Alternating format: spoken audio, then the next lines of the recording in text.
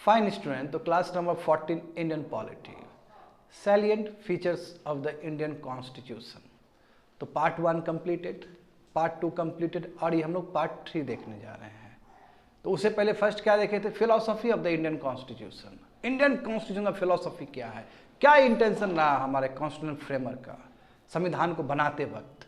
एक तो हम जानते हैं प्रियम्बल, ऑब्जेक्टिव रेजोल्यूशन। तो इस क्लास में हम लोग इसी चीज़ को कैरी करेंगे। देखो बच्चे लोग, अभी तक क्या क्या हम लोग किए हैं। टोटल सैलिएंट फीचर्स कहा जाए इंडियन कॉन्स्टिट्यूशन का तो 1 to 18 है, 1 से लेकर 18 है। तो अभी तक हम लोग 7 पॉइंट कवर कर चुके हैं 2 मॉड्यूल में, 2 लेक्चर में। तो इस क्लास में हम लोग 8 नंबर देखेंगे, करेक्ट। हम लोग सेकुलर स्टेट तक देखेंगे, 8 से लेकर 12 तक देखेंगे। और नेक्स्ट क्लास में यूनिवर्सल एडल्ट फ्रेंचाइजी से लेके कोऑपरेटिव सोसाइटी तक देखेंगे। बहुत ही आसान है ये, और मैं ज़रूर कहना चाहूँगा कि आप 1 से लेके 18 तक देखोगे ब्रीफ तो पूरा कॉन्स्टिट्यूशन समझ जाओगे। ये कॉन्स्टिट्यूशन का ब्रीफ है, मेन पॉइंट का हल्का हल्का ब्रीफ है ये। तो बिल्कुल ध्यान देना चाहिए इस सब चीज़ पे, ठीक है, और क्रिस्टल क्लैरिटी हो जाएगा। तो देखते हैं हम लोग 8th point, synthesis of parliamentary sovereignty and judicial supremacy. Very very important बच्चे लोग। पिछले क्लास में हम लोग class number salient features of the Indian constitution का जो पार्ट 2 है उसमें हम लोग देखे थे, बहुत कुछ देखे थे। और हम लोग ये भी जाने थे, ये भी हम लोगों ने पता किया था कि जो इंडिया का जो पार्लियामेंट है वो सॉवरेन नहीं है, वो सुप्रीम नहीं है जितना ब्रिटिश का पार्लियामेंट है। एट द सेम टाइम हमारा जो जुडिशरी सिस्टम है वो उतना भी सुप्रीम नहीं है जितना यूएसए का है। तो है क्या फिर, हमारा दोनों का मिक्सचर है, यूके और यूएस का दोनों का ही ब्लेंड है। यूके क्या चीज़ का, ब्रिटिश पार्लियामेंट सुप्रीमेसी का, इधर जुडिशियल सुप्रीमेसी का, दोनों का ही कॉम्बिनेशन है। तो देखो यहाँ पे क्या लिखा गया है, synthesis of parliamentary sovereignty and judicial supremacy. देखो एक साथ एग्जिस्ट कर सकता है, इसलिए तो कहते हैं कि हमारे जो कॉन्स्टिट्यूशनल फ्रेमर्स है कितना सुंदर तरीके से बैलेंस किया है चीज़ों के बीच में। जो डिफरेंट ऑर्गन है डेमोक्रेटिक कंट्री का, उसको कितना खूबसूरत तरीके से बैलेंस करने का प्रयास किया गया है। इस बात को हमें समझना होगा। The harmonisation which our constitution has effected between parliamentary sovereignty and a written constitution with provision for judicial review is a unique achievement of framers of our constitution. देखो कितना सुंदर बात लिखा गया है कि जो पार्लियामेंट्री सॉवरेनिटी तो है ही, पार्लियामेंट सबसे सुप्रीम है भारत में, क्योंकि पार्लियामेंट्री डेमोक्रेसी, प्रेसिडेंशियल डेमोक्रेसी नहीं है जी, पार्लियामेंट्री डेमोक्रेसी है। यहाँ पे लेजिस्लेटिव और एग्जीक्यूटिव दोनों के बीच में कॉपरेशन है, वाटर टाइट सेपरेशन नहीं है, unlike United states.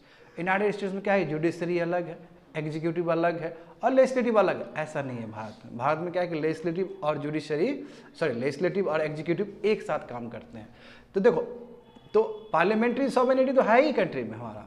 At the same time जो संविधान, जो लिखा संविधान है, उस संविधान में जुडिशियल प्रोविजन भी, हालांकि ये जुडिशियल रिव्यू वर्ड मेंशन नहीं है कहीं संविधान में, मगर हम जानते हैं आर्टिकल 32 प्रेजेंट है। हम जानते हैं कि आर्टिकल 226 प्रेजेंट है, जो कि हाई कोर्ट को एम्पावर्ड करता है, आप जुडिशियल रिव्यू ले सकते हो, एक्सरसाइज कर सकते हो। तो ये एक यूनिक चीज़ है कि पार्लियामेंट्री सॉवरेनिटी के साथ साथ जुडिशियल सुप्रीमेसी दोनों को मिक्स करना, नहीं तो बहुत दिक्कत है, नहीं तो इतना आसानी से ब्लेंड नहीं हो सकता। मैं दोनों को ब्लेंड करने का बात किया कि पार्लियामेंट भी सुप्रीम है और जुडिशरी भी सुप्रीम है, यानी कि पार्लियामेंट का लॉ को नल एंड वाइड भी कर सकता है जुडिशरी, इतना पावर जुडिशरी को दिया गया है। और at the same time limit भी है कि जुडिशरी का काम ये है, एग्जीक्यूटिव का काम ये है, लेजिस्लेटिव का काम ये है। देखो यहाँ पे समझो बात को, ये जो सॉवरेनिटी ऑफ पार्लियामेंट है कि पार्लियामेंट सबसे सर्वोपरि होगा, ये कहाँ से लिए हम लोग, ब्रिटिश पार्लियामेंट से संबंधित है, वहाँ से लिए हम लोग। एट द सेम टाइम जो जुडिशियल सुप्रीमेसी का जो बात होगा वो कहाँ से आया है, तो अमेरिकन सुप्रीम कोर्ट से, अमेरिकन सिस्टम से हुआ है। दोनों को परफेक्ट बैलेंस किया गया है। मगर हाँ, ये परफेक्ट बैलेंस से पहले हमें ये समझना होगा कि ये जो ब्रिटिश पार्लियामेंट है, ब्रिटेन का जो पार्लियामेंट है, जो Westminster form of parliament है, वहाँ किस तरह पार्लियामेंट काम करता है। क्यों कहा गया है कि ब्रिटिश का जो पार्लियामेंट है वो जो चाहे वो कर सकता है। एट द सेम टाइम जो यूनाइटेड स्टेट्स का जो जुडिशरी है उसको सुपर लेजिस्लेटिव चैम्बर क्यों कहा जाता है, यानी कि वो लेजिस्लेचर से भी ऊपर है वहाँ का जुडिशरी सिस्टम। तो पहले वो दोनों को समझना होगा अच्छे से, तब जाकर हम लोग समझेंगे कि दोनों का कितना बढ़िया से खूबसूरत तरीके से भारत में मिक्स किया गया है दोनों फीचर्स को। तो समझते हैं स्टूडेंट्स अच्छे से। तो फर्स्ट देखते हैं अमेरिकन कॉन्स्टिट्यूशन का। अब अमेरिकन कॉन्स्टिट्यूशन का जो अब प्रोविजंस पढ़ने वाले हो, इसमें फ्लॉ देखने वालों की इसमें लिमिटेशन क्या है, तो यहाँ पे समझो, the American constitution emphasizes the principle of judicial supremacy and rigid scheme of separation of power between the organs of the government. तो ये बात तो हम पहले भी बोल चुके हैं तुम लोग को कि अमेरिकन कॉन्स्टिट्यूशन में क्या लिखा गया कि जो जुडिशियल, देखिए जो जुडिशरी है वो सबसे सुप्रीम है, हाँ सुप्रीमेसी है, सबसे ऊपर है वो, और वहाँ पे वाटर टाइट सेपरेशन है, जुडिशरी अलग है, एग्जीक्यूटिव अलग है, लेजिस्लेटिव अलग है, ठीक है। यही 3 ऑर्गन होता है गवर्नमेंट का। मैं गवर्नमेंट का डेफिनेशन भी पहले बच्चे लोग बता चुका हूँ। गवर्नमेंट का मतलब केवल एग्जीक्यूटिव नहीं होता है, government can be your legislative, government can be your executive, government can be your judiciary. तो ये जो गवर्नमेंट का जो आर्म है, लेजिस्लेटिव, एग्जीक्यूटिव, जुडिशरी, ये तीनों में वाटर टाइट सेपरेशन है, तीनों को अलग अलग काम दिया गया है करने के लिए वहाँ पे। और जुडिशरी बहुत ही ज़्यादा पावरफुल है यूनाइटेड स्टेट्स में। यहाँ पे देखो कितना सुंदर पॉइंट लिखा गया है नंबर 2 में, the USA judiciary has assumed supremacy under its power of interpretation of the constitution to such an extent that it is said that constitution of USA is what the Supreme Court says it is. देखो कितना बड़ा बात कहा गया है कि इतना ज़्यादा जुडिशरी पावरफुल है वहाँ पे, इतना ज़्यादा सुप्रीम है जुडिशरी वहाँ पे कि जुडिशरी जो बोल दिया, वहाँ का जो फेडरल कोर्ट बोल दिया वही संविधान है। बड़ी बात है ना, बड़ी बात है ना। इंडिया में हम कहते हैं कि जो जुडिशरी है, सुप्रीम कोर्ट क्या है, कस्टोडियन है हमारे संविधान का, तो वहाँ तो जुडिशरी संविधान का निर्माता है, यानी कि जुडिशरी जो बोल दिया वो संविधान बन गया। इतना पावरफुल वहाँ जुडिशरी है। इंडिया में ऐसा नहीं है, चाहे जुडिशरी हो, चाहे लेजिस्लेटिव हो, चाहे एग्जीक्यूटिव हो, तीनों ही संविधान के नीचे है, वो संविधान से पावर डिराइव करता है। अब कहोगे कि सर ये क्या बात हुआ, ऐसे कैसे पावरफुल हो सकता है कोई भी इंस्टीट्यूशन, इसका रीजन है यूएसए जो डॉक्ट्रिन फॉलो करता है वो due process of law follow करता है। क्या फॉलो करता है? Due process of law.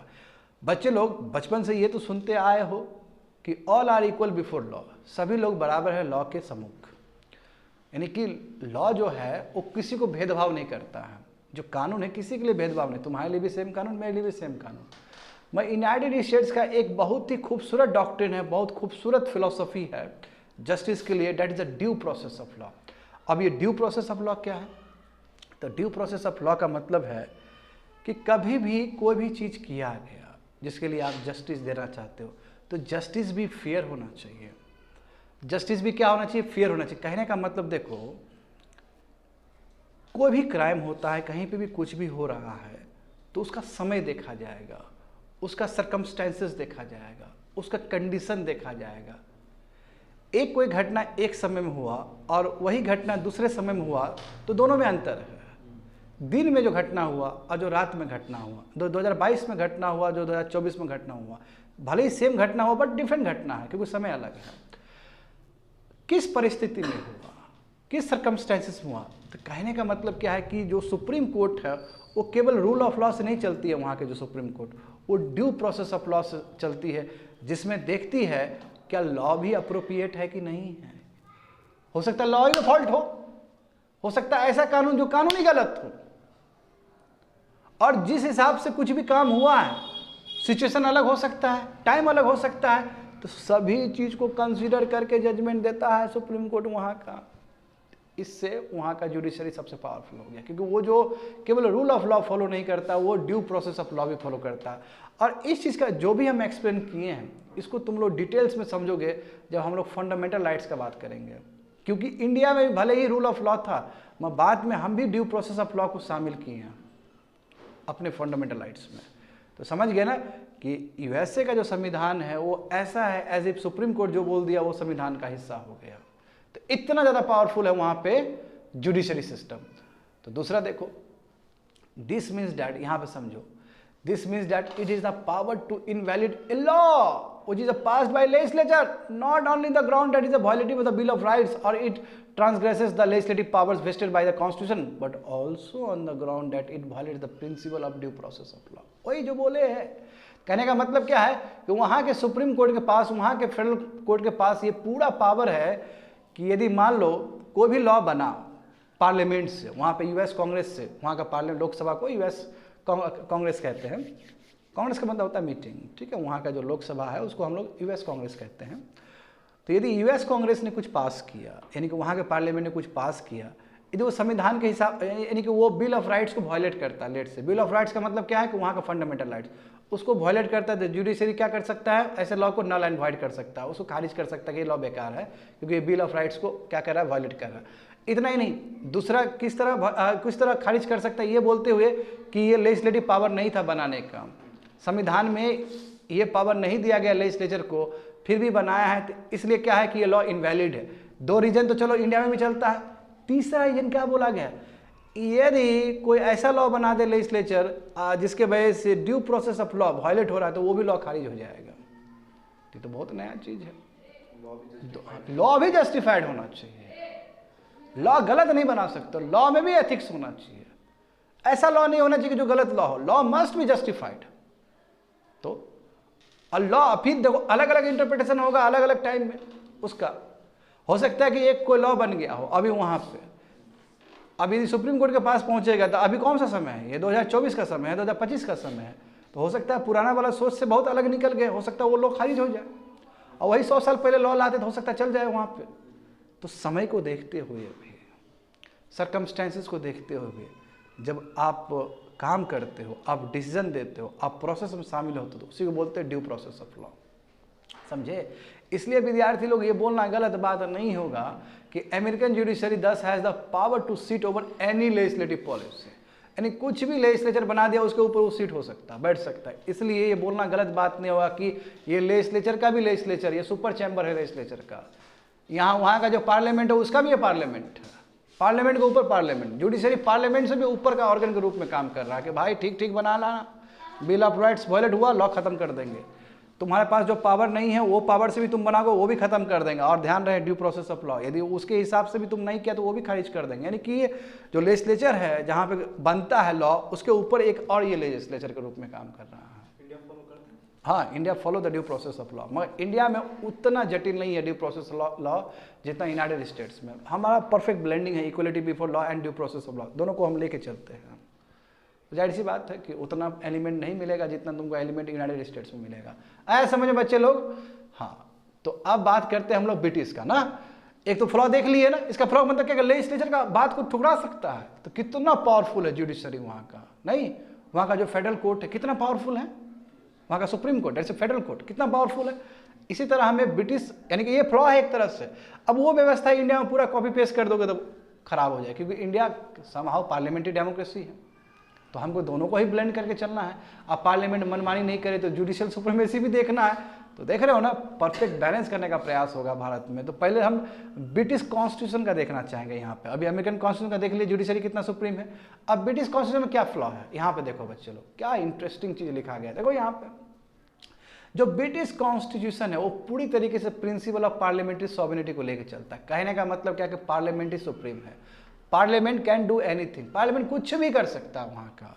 Parliament मुंह से संविधान बदल सकता है, पार्लियामेंट जैसे जुडिशरी कर रहा है ना वहाँ पे, ये पार्लियामेंट इधर कर रहा है, पार्लियामेंट कुछ भी कर सकता है। इसलिए देखो कितना बहुत सुंदर बात लिखा है, it is said that British parliament can do everything. British parliament कुछ भी कर सकता है, बस एक लड़का को लड़की नहीं बना सकता, लड़की को लड़का नहीं बना सकता, बाकी कुछ भी कर सकता है। तो ये शब्द का ये जो प्रभाव है, ये जो लाइन है, इसका मतलब ही ये हुआ कि ब्रिटिश पार्लियामेंट कुछ भी कर सकता है, जो जो पॉसिबल चीज़ है वो सब कुछ कर सकता है, वो अपने मुंह से संविधान लिख सकता है वहाँ पे। तो भारत का जो संविधान है, हमने ऐसा काम नहीं किया। हमने क्या किया कि बैलेंस किया है, British parliament democracy supremacy plus judicial supremacy, दोनों को ब्लेंड किया है, दोनों ही पावरफुल हमारे कंट्री में, और दोनों के ऊपर लिमिट। हाँ देखो, एक बहुत सुंदर जील ल्यूस डी लोम, हाँ लोम, ये बहुत बड़े फिलोसोफर थे एक टाइम में। इन्होंने अपने किताब में ना 1771 में इन्होंने अपने बुक में कुछ लिखा था, यानी कि इंग्लिश कॉन्स्टिट्यूशन के ऊपर, इंग्लिश कॉन्स्टिट्यूशन के बारे में इन्होंने अपनी किताब में लिखा था। और इन्होंने क्या कहा था, देखो यही सब इन्होंने ही कहा था कि जो ब्रिटिश पार्लियामेंट है वो कुछ भी कर सकता है, एक महिला को पुरुष बना सकता है, एक पुरुष को महिला बना सकता है, ये सब इनका ही है, जीन लुइस डी लेम। और उसका बहुत फेमस हो गया ये, जो कि ब्रिटिश पार्लियामेंट के साथ हमेशा ये वर्ड अटैच रहता है। बट अब देखो interesting twist, even this is now A mood point given recent medical aid. अब ये भी बात गलत होगा बोलना कि लड़का को लड़की नहीं बना सकता, लड़की को लड़का नहीं बना सकता। बायोमेडिकल साइंस इतना आगे हो गया कि ये भी ब्रिटिश पार्लियामेंट कर सकता है, लड़का को लड़की भी बना सकता है, लड़की को लड़का भी बना सकता है, जिस हिसाब से मेडिकल डेवलपमेंट हो चुका है वर्ल्ड में। मतलब ये भी बात अब बोला गया ना कि लड़का को लड़की नहीं बना सकता, लड़की को लड़का नहीं बना, क्योंकि उस समय साइंस उतना डेवलप नहीं था। अभी देखो बायोटेक्नोलॉजी कितना डेवलप्ड हो गया, मेडिकल साइंस कितना डेवलप्ड हो गया। अभी बस चले तो ब्रिटिश पार्लियामेंट लड़का को लड़की भी बना सकता है, लड़की को लड़का ही बना सकता है, लॉ पास करके। इतना पावरफुल है ब्रिटिश पार्लियामेंट। आया समझ में ना? हाँ, तो ये बहुत इंपॉर्टेंट चीज़ है कि देखो इसमें यही बताने की कोशिश किया गया तुम लोग को कि देखो ब्रिटेन में कितना पावरफुल है पार्लियामेंट। अब यहाँ पे देखो it is somewhere between the, यानी कि भारत का जो होगा, भारत का जो व्यवस्था होगा क्या होगा, ये दोनों के बीच का व्यवस्था होगा। American system of judicial supremacy and English principle of parliamentary sovereignty, दोनों का प्रॉपर ब्लेंड करके, प्रॉपर सिंथेसाइज करके, प्रॉपर बैलेंस करके हमने दोनों ही कैरेक्टर लिया है, मगर टोटल एब्सोल्यूट फॉर्म में नहीं लिया है। थोड़ा ये लिया, थोड़ा ये लिया, परफेक्ट बैलेंस करने का प्रयास किया। देखो तो हमारे कंट्री में किस तरह काम होगा।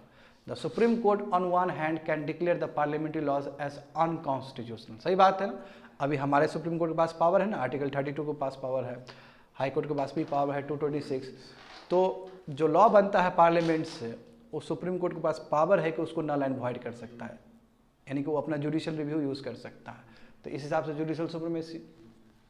The parliament on the other hand can amend the major portion of the constitution through the constituent power। अब पार्लियामेंट भी एट द सेम टाइम संविधान को भी बदल सकता है आर्टिकल 368 का यूज करके। बात समझे? तो दोनों के पास तो पावर है। इसका मतलब कितना परफेक्ट चेक एंड बैलेंस है भारत में कि जुडिशियल सुप्रीमेसी इसलिए क्योंकि उसके पास आर्टिकल 32 है जुडिशियल रिव्यू करने का, पार्लियामेंट का लॉ को खारिज कर सकता है वो, यदि जो बेसिक डॉक्ट्रिन है, जो बेसिक स्ट्रक्चर है संविधान का, जो बेसिक प्रोविजन है संविधान का, उसके दायरे में रह के यदि काम नहीं किया इंडियन पार्लियामेंट ने, तो उस लॉ को नल एंड वॉइड कर सकता है भारत का जुडिशरी भी। एट द सेम टाइम हमारे इंडियन पार्लियामेंट के पास ये भी अधिकार है कि वो संविधान में भी संशोधन कर सकता है बाय यूजिंग आर्टिकल 368। तो कहने का मतलब दोनों ही बॉडी कितना पावरफुल है और कितना चेक एंड बैलेंस है।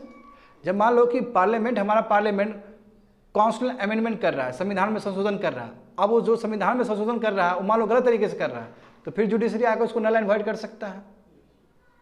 तो परफेक्ट बैलेंस है कि नहीं है? ये परफेक्ट बैलेंस है, समझे? तो खत्म हो गया पॉइंट। अब देखते हैं हम लोग फंडामेंटल, यानी कि हमने देखा अभी तक कि कैसे इंडिया में parliamentary sovereignty plus judicial supremacy दोनों का कितना अच्छे से तालमेल बैठाया गया है भारत में। अब देखेंगे fundamental rights, very very important, बहुत इंपॉर्टेंट है ये, सबसे one of the lengthiest chapter होगा तुम्हारा फंडामेंटल राइट, जो कि आने वाले समय में पढ़ोगे। ये जो हमने आइडिया लिया है संविधान में इनकॉर्पोरेट किया है, ये जो फंडामेंटल राइट्स, ये एक्चुअली हमने यूनाइटेड स्टेट से लिया है। तो यूनाइटेड स्टेट में जानते हो कि बिल ऑफ राइट्स, तो वहाँ पे जो लिखा गया है वो बिल ऑफ राइट्स है, और इंडिया में वही बिल ऑफ राइट्स को हम क्या कहते हैं? फंडामेंटल राइट्स कहते हैं। हाँ, हमारा जो फंडामेंटल राइट्स है अनडाउटली बहुत ही बल्कि होगा, क्योंकि यहाँ का पिक्यूलियर फीचर्स भी है, अनटचेबिलिटी का प्रॉब्लम है और भी बहुत सारा प्रॉब्लम है, तो जाहिर सी बात है हमारा बहुत बल्कि हो जाएगा फंडामेंटल राइट्स का प्रोविजन सब भी। But the guarantee of our individual rights in our constitution has been carefully balanced with need for the security of the state itself. मगर हमारे कंट्री में जो फंडामेंटल राइट जो दिया गया वो एग्जैक्ट कॉपी नहीं है, क्योंकि हमारा कंट्री इन्फेंट डेमोक्रेसी था उस समय, और हमारा कंट्री डेवलपिंग कंट्री है। तो डेवलपिंग कंट्री हो या कोई भी कंट्री हो, तो इंटीग्रिटी, सॉवरेनिटी, सिक्योरिटी सबको देखते हुए ना फंडामेंटल राइट्स देना है। अब हमने right to freedom of free and speech and expression दे दिया कि बोलने का अधिकार है आपको। तो बोलने का अधिकार का मतलब थोड़ी कि तो दंगा करवा दोगे बोल के, उसके लिए रीजनेबल रिस्ट्रिक्शन, तो रीजनेबल रिस्ट्रिक्शन हमने दिया है ताकि जो स्टेट का जो सिक्योरिटी है उस पर कोई नेगेटिव असर ना पड़े। तो केयरफुली बैलेंस करके दिया है हमने फंडामेंटल राइट्स भी। तो इसलिए लिखा गया देखो कि जितने भी फंडामेंटल राइट्स दिया गया all are subject to reasonable restriction, public morality, public order, security, sovereignty of the country, ये सब रीजनेबल रिस्ट्रिक्शन के अंदर आएगा। आप ऐसा कोई भी काम ना करो जिसके संविधान का उस प्रोविजंस का वो हो, वायलेशन हो। हाँ, लिबर्टी का मतलब क्या होता है कि आपको जो मन है आप करो, मैं इसका मतलब ये तो नहीं हुआ कि कम्युनिटी को परेशान करो। फिर कम्युनिटी और तुम्हारा इंडिविजुअल लिबर्टी का बात होगा तो हमेशा कम्युनिटी का लिबर्टी ज़्यादा इंपॉर्टेंट है, that is the definition of liberty. तो वहाँ पे भी तो रीजनेबल रिस्ट्रिक्शन लगा। फ्रीडम ऑफ रिलीजन का मतलब थोड़ी कि तुम फोर्सफुली तुम अपना बात रखोगे किसी के ऊपर, थोड़ी फोर्सफुल तुम कन्वर्ट करोगे। तो एवरीवेयर, हाँ, मगर बहुत सारे फंडामेंटल राइट्स ऐसे भी होंगे जो एब्सोल्यूट होंगे। जैसे देखो आर्टिकल 17 देखो, आप बिल्कुल अपना है ना अनटचेबिलिटी प्रैक्टिस नहीं कर सकते, छुआछूत प्रैक्टिस नहीं कर सकते, उसके लिए कोई रीजनेबल रिस्ट्रिक्शन नहीं है। कोई अपने तर्क से, अपने ज्ञान से, लिखित से, किसी तरीके से भी यदि छुआछूत को प्रमोट कर रहा है तो वो गलत है और उसके ऊपर कार्रवाई हो सकता है। तो फंडामेंटल राइट्स ऐसे भी फंडामेंटल राइट्स है जो एब्सोल्यूट है भारत में, और अधिकतर जो फंडामेंटल राइट्स है उसके साथ रीजनेबल रिस्ट्रिक्शन है, जो कि आने वाले समय में डिटेल्स वे में देखोगे जब इसका चैप्टर हम लोग एक्सप्लोर करेंगे फंडामेंटल राइट्स का। यहाँ पे देखोगे बच्चों लोग, एसेंशियली जो ये जो फंडामेंटल राइट्स है वो इसलिए हमें मिला है संविधान से ताकि पॉलिटिकल डेमोक्रेसी फ्लरिश हो सके। अच्छा, पॉलिटिकल डेमोक्रेसी का मतलब क्या है? लोग सब पार्टिसिपेट करें। लोग सब तभी पार्टिसिपेट करेंगे जब उनको राइट टू प्रोफेशन हो, राइट टू लाइफ हो, राइट टू फ्री स्पीच हो, एक्सप्रेशन हो। तो जो फंडामेंटल राइट्स है कहीं ना कहीं पॉलिटिकल रिफॉर्म्स को आगे बढ़ाता है, यानी कि पॉलिटिकल डेमोक्रेसी के आइडिया को आगे प्रभावित करता है, आगे बढ़ाता है। They operate as a limitation. बोले ना हमेशा फंडामेंटल राइट्स क्या है? लिमिटेड गवर्नमेंट को क्रिएट करता है, यानी कि सरकार के ऊपर पाबंदी है कि आप कुछ भी करो, फंडामेंटल राइट्स का हनन नहीं करना है। आप कुछ भी करो, फंडामेंटल राइट्स का वायलेट नहीं करना है आपको। यदि कोई भी सरकार फंडामेंटल राइट्स का हनन कर रही है, वायलेट कर रही है, तो सुप्रीम कोर्ट बैठा हुआ है ना, हाई कोर्ट बैठा हुआ है ना, वो देख लेगा बढ़िया से। कोई भी लॉ लेके आ रहे हो जो फंडामेंटल राइट्स को यदि वो कर रहा है, डायल्यूट कर रहा है, तो फिर जुडिशरी बैठा हुआ है वहाँ पे, उस लॉ को नल एंड वॉइड कर देगा जुडिशरी अपने देखते हुए। आप समझे? तो दे ऑपरेट, इसलिए फंडामेंटल जो राइट है वो लिमिटेशन के रूप में काम करता है कि एग्जीक्यूटिव का जो ट्रेनी है, जो जुल्मी वाला जो एटीट्यूड है वो ना दिखे जी। और आरबी लॉ का मतलब ये नहीं कि कुछ भी लॉ पास कर दोगे, आर्बिट्रेनेस नहीं होना चाहिए लॉ के अंदर। लेजिस्लेचर अपने मन से कोई लॉ नहीं पास करना चाहिए, उसको ध्यान देना चाहिए कि कोई ऐसा लॉ ना बना दे जिसकी वजह से फंडामेंटल राइट्स वायलेट हो। दे प्रिवेंट द एस्टैब्लिशमेंट, यानी कि फंडामेंटल राइट्स बना इसलिए ताकि हमारे कंट्री में कोई डेस्पोटिक रूल ना हो, कोई टोटलियन फॉर्म ऑफ रूल ना हो, कोई ऑथोरिटेरियन रूल ना हो। यहाँ पे कोई किम जोंग टाइप का लोग नहीं आ जाए, यहाँ पे कोई जी जिनपिंग टाइप के लोग ना आ जाए। यहाँ पे लोग हो तो लोग को रूल करे, डेमोक्रेटिक सेटअप हो यहाँ पे। समझ गए?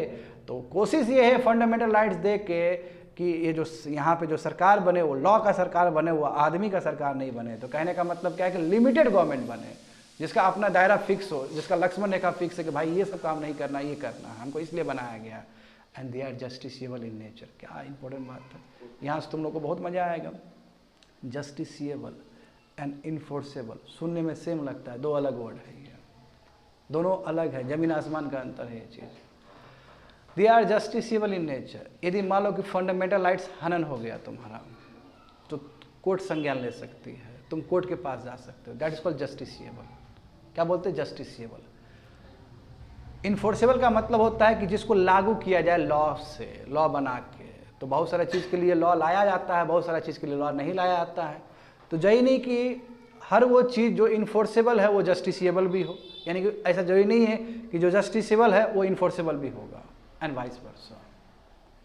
यदि एग्जाम्पल के रूप में बताना चाहूँगा, यहाँ पे देखो, शायद हो सकता है कन्फ्यूजन हो रहा हो। राइट टू एजुकेशन आर्टिकल, उसके लिए लाए हम लोग आर्टिकल 21A। आर्टिकल 21A लाए ना, पहले वो डीपीएसपी का हिस्सा हुआ करता था। तो जब डीपीएसपी का हिस्सा हुआ करता था वो जस्टिसिबल नहीं था। वो क्या था? जस्टिसिबल नहीं था। मगर जैसे ही हमने पार्लियामेंट में लॉ ला के उसको फंडामेंटल राइट बना दिया, तो अब जस्टिसिबल भी है, इन्फोर्सेबल भी है।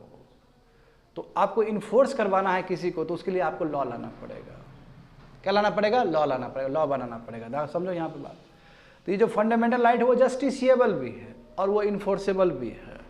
यदि कोई भी वायलेशन होता है तो जस्टिसिएबल भी है, इन्फोर्सेबल, यानी कि आपको न्याय मिलेगा।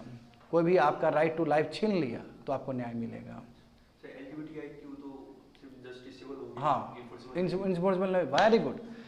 तो वो क्या है, एलजीबीटी वाला जो बात है, क्योंकि सेक्शन 377 को हटा दिया गया वहाँ से, जान रहे हो, आईपीसी का जो सेक्शन था एलजीबीटी को लेके, तो क्या हो गया, वो इन्फोर्सेबल नहीं है बच्चे लोग। जस्टिसिएबल है, राइट टू लाइफ है उसको, वो इन्फोर्सेबल नहीं है। इन्फोर्सेबल तब होगा जब लॉ लॉ बनेगा। तो इन्फोर्सेबल के लिए सबसे इंपॉर्टेंट क्या है कि लॉ बनना चाहिए, और वो भी अप्रोप्रिएट गवर्नमेंट बनाए, यानी कि ऊपर से लोकसभा, राज्यसभा या नीचे से विधानसभा से। आया समझ में? इसमें ठहराव बोलना चाहिए, नहीं तो हो जाएगा, कन्फ्यूजन हो जाओगे, सेम ही वर्ड लेके चलोगे वो भी। अब देखो वही चीज़ बोला, वो यही पूछेगा, एग्री पर्सन, यदि मान लो कि फंडामेंटल राइट्स तुम्हारा वायलेट हो गया, तुम्हारा जो अधिकार है वो छीन लिया स्टेट ने, द एग्री पर्सन जिसका छीना है, जो बेचारा विक्टिम है, तो वो डायरेक्टली सुप्रीम कोर्ट जा सकता है। और उसके लिए सुप्रीम के पास बहुत सारा रिट्स है, इसी को बोलते हैं प्रीरोगेटिव रिट्स। और रिट्स वाला व्यवस्था हमने यूके से लिया है ये। तो वो रिट्स को इशू करके, यहाँ पे बहुत तरह का रिट्स होता है, प्रोविजन होता है, सटरी होता है, मेंडामॉस होता है, समझे ना, हैबिस कॉर्पस होता है। तो बहुत सारा रिट्स जो कि आर्टिकल 32 के हिसाब से सुप्रीम कोर्ट को मिला है, तो वो रिट्स को इशू कर सकती है ताकि आपका जो फंडामेंटल राइट्स है वो रिस्टोर हो सके। तो हमारा जो फंडामेंटल राइट्स, चलो ठीक, खाली फंडामेंटल राइट्स पे बात कर रहे हैं हमारा, बट जो फंडामेंटल राइट्स वो एब्सोल्यूट नहीं है, सभी में रीजनेबल रिस्ट्रिक्शन है, वही they are not sacrosanct. Sacrosanct जस का तस नहीं है। हमारे फंडामेंटल राइट्स को भी डाइल्यूट कर सकते हैं, डाइल्यूट हो सकता है जब पार्लियामेंट संवैधानिक संशोधन कर दे, संविधान में संशोधन कर दे, तो हमारा जो फंडामेंटल राइट्स है वो भी डाइल्यूट हो सकता है, ये है। बट उसके लिए नॉर्मल लेजिस्लेशन नहीं चलेगा, उसके लिए नॉर्मल लेजिस्लेशन नहीं, उसके लिए स्पेशल मेजोरिटी वाला आर्टिकल 368 को यूज़ करना पड़ेगा। इतना आसान नहीं है उसको यूज़ करना। हाँ, नेशनल इमरजेंसी के टाइम में जानते हो कि सब फंडामेंटल राइट्स हमारा क्या होता है, ख़त्म हो जाता है, सस्पेंड हो जाता है, मगर 2 फंडामेंटल राइट को छोड़ के, डेट इज आर्टिकल 20 और आर्टिकल 21। तो आर्टिकल 20 में वही है कि आप गिरफ्तार नहीं कर सकते हो, आप किसी को अरेस्ट नहीं कर सकते हो आर्बिट्री, क्योंकि ये इंदिरा गांधी के टाइम में दिखा था ये सब चीज़। किसी को आप अरेस्ट नहीं कर सकते हो, आर्टिकल 20 का मतलब किसी को ऐसे ही अरेस्ट नहीं कर सकते। आर्टिकल 21 क्या है कि राइट टू हैव लाइफ, जीने का अधिकार। तो जीने का जो अधिकार जो फंडामेंटल राइट्स में दिया गया, वो आप इनफैक्ट इमरजेंसी के टाइम में भी खत्म नहीं कर सकते हो। ऐसा नहीं बोल सकते कि जीने का अधिकार खत्म हुआ, आप मरो तुम इमरजेंसी के time, you can't say this thing. बात समझे ना। तो ये बहुत सोच समझ के 2 आर्टिकल को इंटैक्ट रखा गया इमरजेंसी के टाइम में भी।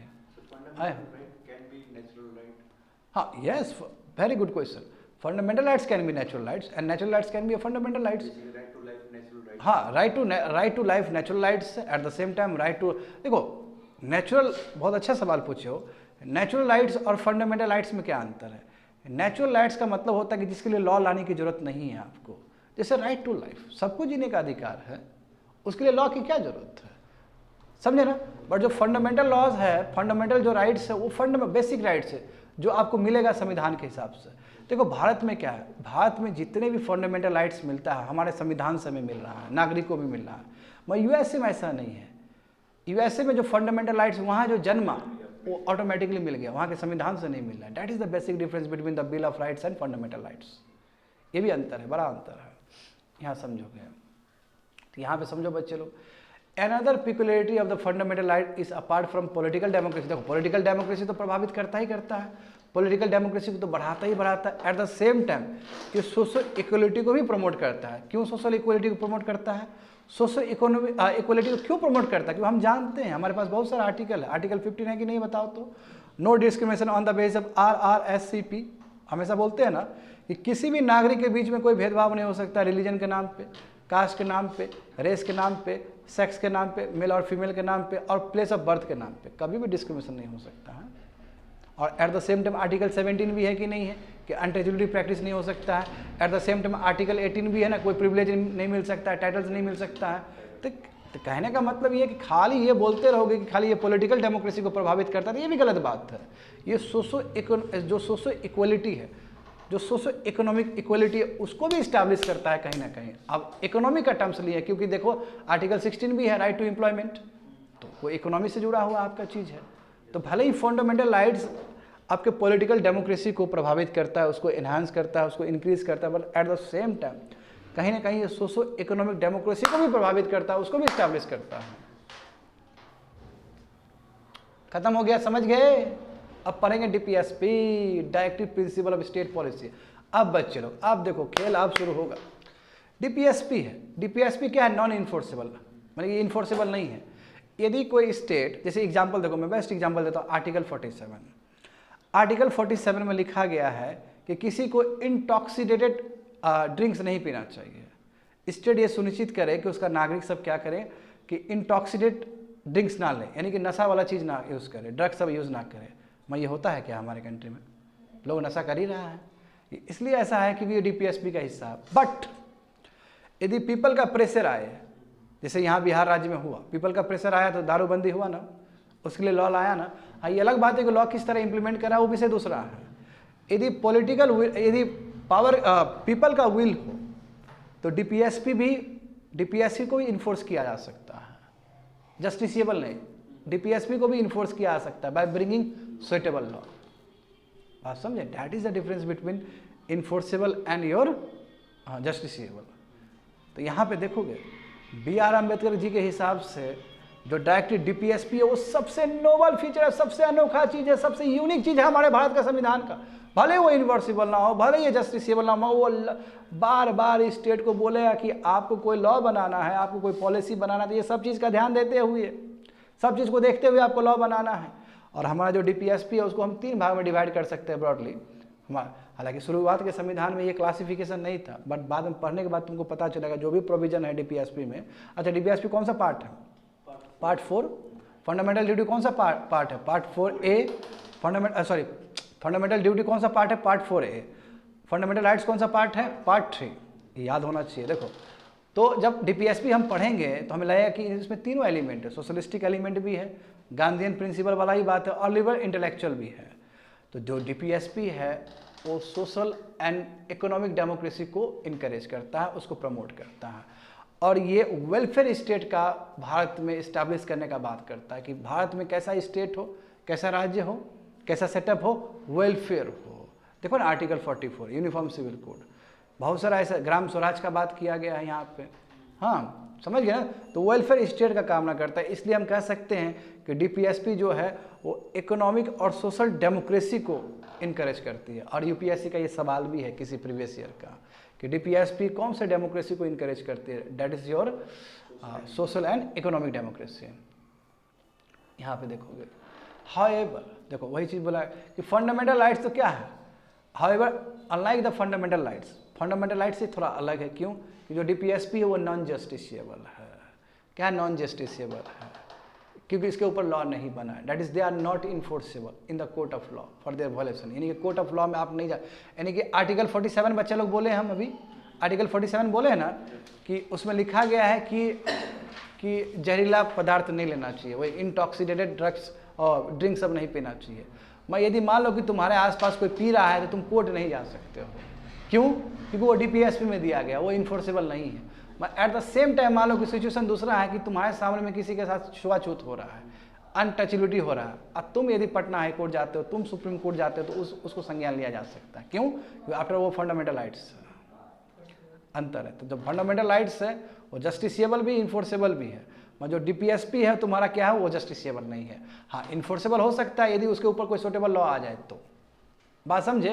Yet the constitution itself declare that this principle, हाँ जो भी हो, भले वो इन्फोर्सेबल ना हो, भले वो जस्टिसिएबल ना हो, इन्फोर्सेबल तब तक नहीं होगा जब तक वो लॉ ना आ जाए, भले वो अभी इन्फोर्सेबल ना हो, भले अभी जस्टिसिएबल ना हो, मगर फिर भी तो संविधान ये बता रही है स्टेट को कि आपको गवर्नेंस में क्या क्या चीज़ फॉलो करना है, आपको क्या चीज़ देखते हुए आपको करना है। तो देखो स्टेट के लिए बहुत बड़ा मॉरल ड्यूटी आ जाएगा ना कि स्टेट को क्या करना चाहिए, नहीं करना चाहिए।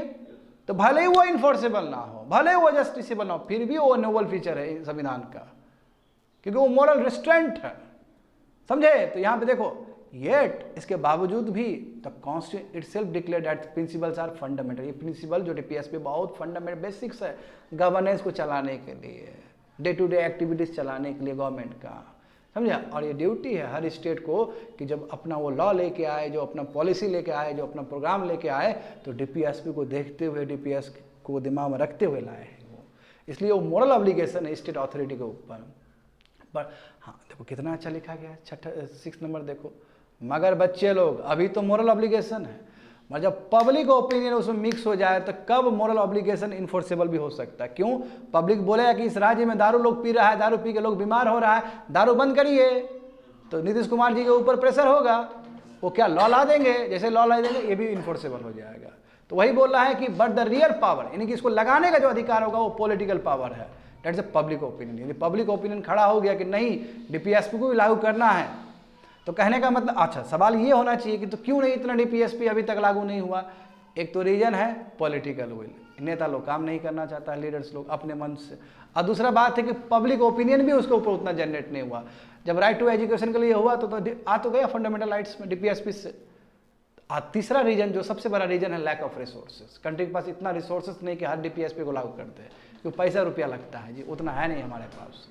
मिनर्वा मिल केस में देखो सुप्रीम कोर्ट ने कहा कि दोनों को बैलेंस करने की जरूरत है। ऐसा नहीं कि डीपीएसपी इन्फोर्सेबल नहीं है, जस्टिसेबल नहीं, तो कोई काम नहीं है।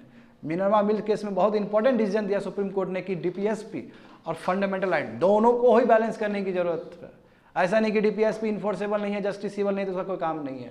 You have to balance both, दोनों का ही बहुत बड़ा इंपॉर्टेंट रोल है कंट्री को गवर्नेंस चलाने में। तो आप डीपीएसपी को कम ना देखो, डीपीएसपी बहुत ज़्यादा इंपॉर्टेंट है। अब बात करते हैं फंडामेंटल ड्यूटीज़ का। तो फंडामेंटल ड्यूटीज़ तो शुरू के संविधान में था ही नहीं, ये तो बाद में इंदिरा गांधी लाई है 42nd अमेंडमेंट करके 1976 में। तो सोरेन सिंह, यानी कि सोरेन सिंह अध्यक्ष होंगे उस कमेटी का, जो स्क्रीन पर दिख रहे होंगे तुम लोग को। सोरेन सिंह कमेटी बना और इन्होंने ही सुझाव दिया कि फंडामेंटल ड्यूटी भी होना चाहिए, बट ये जो फंडामेंटल ड्यूटी है ये इन्फोर्सेबल नहीं है, समझे ना, ये इन्फोर्सेबल नहीं है। यानी कि कोई फंडामेंटल ड्यूटी का हनन भी वो भी कर, मान लो कि कोई फंडामेंटल ड्यूटी नहीं भी निभाता है तो उसको पुलिस नहीं पकड़ेगा, ना ही उसके ऊपर कोई कोर्ट मुकदमा लगाने जा रहा है। तो शुरुआत के संविधान में वही लिखा है, शुरुआत के संविधान में फंडामेंटल ड्यूटीज का कहीं जिक्र नहीं था, ये 42nd अमेंडमेंट में डाला गया। आज देखो 42nd अमेंडमेंट कितना इंपॉर्टेंट है। 42nd अमेंडमेंट को मिनी कॉन्स्टिट्यूशन भी कहा जाता है, इतना कुछ अमेंड किया गया था उस समय। याद करो बच्चे लोग, पता होना चाहिए, इंटीग्रिटी, सेकुलर, सोशलिस्ट, यही 42nd अमेंडमेंट करके ही डाला गया प्रियम्बल में। At the same time Soren Singh committee के रिकमेंडेशन से फंडामेंटल ड्यूटी भी डाला गया और उसके लिए एक अलग से पार्ट बनाया गया, पार्ट 4A, और वहाँ पे एक अलग से आर्टिकल डाला गया, आर्टिकल 51 क्लॉज ए, और वो आर्टिकल 51 क्लॉज के अंदर 11 फंडामेंटल ड्यूटीज लिखा गया है। हालांकि फंडामेंटल ड्यूटीज और भी रिकमेंडेशन दिया था, बट सभी स्वीकार नहीं किया क्योंकि उसमें राइट टू वोट भी था।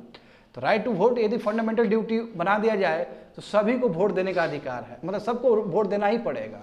यदि कोई वोट नहीं देता है तो उसके ऊपर भी पुलिस का मुकदमा हो जाएगा, प्रोवाइडेड फंडामेंटल ड्यूटी इन्फोर्सेबल हो, जस्टिसेबल हो।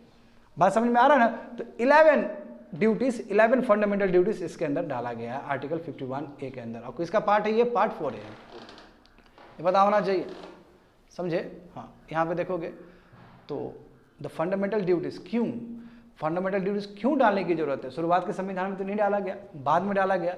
ये डालने के लिए इसलिए ज़रूरत है कि सिटीजन तो इंजॉय तो कर रहा है अपना rights, fundamental rights, but at the same time citizen को ये भी पता रहे कि हम इस देश के नागरिक हैं, तो हमारा भी कुछ कर्तव्य बनता है, हमारा भी कुछ फंडामेंटल ड्यूटी बनता है इस देश को लेके। परफेक्ट बैलेंस होना चाहिए ना, खाली पिता का खाए जा रहे हो, कुछ बच्चा कुछ लौटा नहीं रहा है पिता को, तो ये भी गलत बात है। जितना आपको फैसिलिटी मिला है इस कंट्री से, तो आपका भी तो जिम्मेदारी है, नागरिक का भूमिका अपनाइए आप, नागरिक का भूमिका को लेकर चलिए आप। The fundamental duties serve as a reminder to the citizen. ये फंडामेंटल ड्यूटीज इसलिए डाला गया कि सिटीजन को याद रहे कि आप पॉलिटिकल जो भी आप राइट्स एंजॉय कर रहे हो, कहीं ना कहीं you have to balance, they must also be conscious of their duties. आप अपने ड्यूटीज को लेकर भी सशक्त रहो कि जो आपको कंट्री के लिए देना चाहिए, आपको सोसाइटी के लिए देना चाहिए और बाकी सिटीजन के लिए देना चाहिए। ऐसा नहीं कि खाली फंडामेंटल राइट्स एंजॉय करोगे, आदेश के लिए कुछ काम नहीं करोगे, अपने फेलो सिटीजन के लिए काम नहीं करोगे, अपने सोसाइटी के लिए काम नहीं करोगे। You have to work towards the society also. तो उसके लिए आपको फंडामेंटल ड्यूटी फॉलो करने की जरूरत है। बट मैं फिर से बोलना चाहता हूँ, ना ही ये इन्फोर्सेबल है, ना ही ये जस्टिसेबल है। आया समझ में। तो वही है, हाउएवर लाइक द डीपीएसपी, ये भी क्या है, ना ही जस्टिसेबल है नेचर में। मैं इसको जस्टिसेबल बनाया जा सकता है, इसको इन्फोर्सेबल बनाया जा सकता है। इन्फोर्सेबल कैसे, लॉ ला के, पार्लियामेंट के लॉ ला के कुछ भी हो सकता है बाबू, समझे। तो यहाँ पे देखो सेकुलर स्टेट, देखो भारत का सेकुलरिज्म बहुत अलग है कि नहीं है। तो हमने कॉपी पेस्ट डायरेक्ट थोड़ी कर दिया, अपने हिसाब से जो अपना कंट्री का जो स्थिति उसके हिसाब से काम किया है। यहाँ पे देख सकते हो, the constitution of India stands for a secular state. बताओ हमारा सेकुलर स्टेट, हमारा संविधान में सेकुलर स्टेट का बात है, आर्टिकल 25, 26, 27 देखो। Hence is does not uphold, यानी कि हमारा स्टेट का कोई रिलीजन नहीं होगा, हिंदू रिलीजन नहीं होगा स्टेट का, अपना religion, unlike Islamic state. Pakistan का अपना रिलीजन है, बांग्लादेश का भी अपना रिलीजन है, श्रीलंका का भी अपना रिलीजन है, इंडिया का रिलीजन अपना रिलीजन, स्टेट रिलीजन नहीं होगा, कोई ऑफिशियल स्टेट रिलीजन नहीं होगा भारत का। जो वेस्टर्न कॉन्सेप्ट ऑफ सेकुलरिज्म है बच्चे लोग, उससे कई गुना अलग है हमारा कॉन्सेप्ट ऑफ सेकुलरिज्म। वेस्टर्न क्या है, नेगेटिव कॉन्सेप्ट है सेकुलरिज्म का। वहाँ पे तो एक कंप्लीट सेपरेशन है रिलीजन और स्टेट के बीच में, वही चर्च और स्टेट के बीच में कंप्लीट सेपरेशन है ना। बताओ फ्रांस सब में कार्टून बना दिया जाता है प्रॉफेट मोहम्मद का। वहाँ पे बहुत फ्रीडम ऑफ स्पीच है, कुछ भी बोलो। इंडिया में ऐसा नहीं हो सकता है। इंडिया में क्या कि स्टेट सभी रिलीजन को लेकर चलेगा, वहाँ पे कोई रिलीजन से कोई मतलब ही नहीं है स्टेट को। तो सच ए कॉन्सेप्ट, क्योंकि हमारे यानी कि वेस्टर्न सेकुलरिज्म हमारे भारत में पूरी तरीके से इस्टेब्लिश नहीं हो सकता है। Such a concept is inapplicable in the Indian situation, जहाँ पे सोसाइटी में मल्टी रिलीजन है हमारे कंट्री में। हाँ, तो इसलिए भारत क्या करेगा, पॉजिटिव कॉन्सेप्ट ऑफ सेकुलरिज्म को लेकर चलेगा।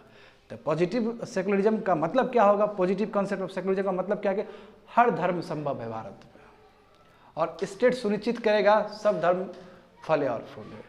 अब वहाँ पे स्टेट को कोई मतलब ही नहीं है धर्म से। अंतर हुआ ना हमारा भारत का सेकुलरिज्म, इस चीज़ को लेकर अभी भी विवाद होता है कि ये कैसा सेकुलरिज्म का कॉन्सेप्ट है। बहुत पॉजिटिव कॉन्सेप्ट है, समझने वाली बात है कि उस शब्द को कितना अच्छा से हमने मॉडिफाई किया है अपने अपने अपने भूमि के लिए, अपने लैंड के लिए, अपने लैंड का कंडीशंस के लिए, समझे। तो एक सवाल है सिविल सर्विस का जी, हाँ बच्चे लोग पढ़ना है, समझना है चीज़ों को। Which of the following is true about the fundamental duties as enshrined in the Article 51A of the Constitution? Fundamental duty जो संविधान में दिया गया है, हाँ, सोरेन सिंह कमेटी के द्वारा दिया गया था। First one, the fundamental duties are enforceable by law, correct statement. चाहे फंडामेंटल ड्यूटीज हो, डीपीएसपी हो, इन्फोर्सेबल है, लॉ बनाओ इन्फोर्सेबल है, समझ गए। नंबर 2 देखो, they may help the high courts, they may help the courts in examining and determining the constitutional validity, सही बात है।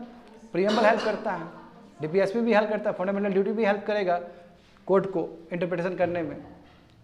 And it was incorporated by the founding father of the constitution to inculcate a sense of responsibility among the citizen.